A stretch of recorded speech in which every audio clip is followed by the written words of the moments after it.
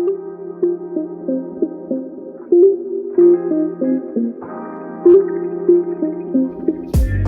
everyone, welcome back to the channel. I hope you guys are staying safe and healthy. So we recently paid IKEA a visit and picked up this footrest. This footrest is called Dagotto.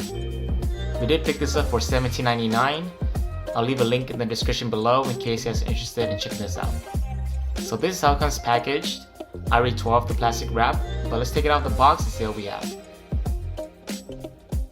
So out of the box, you get the footrest.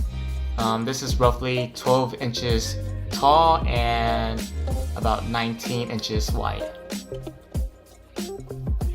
You also get a pack of screws and the legs for the footrest. It also comes with a manual as well to guide you on the install. So for this install, you'll need an adjustable wrench and a screwdriver. So let's go ahead and get this footrest assembled.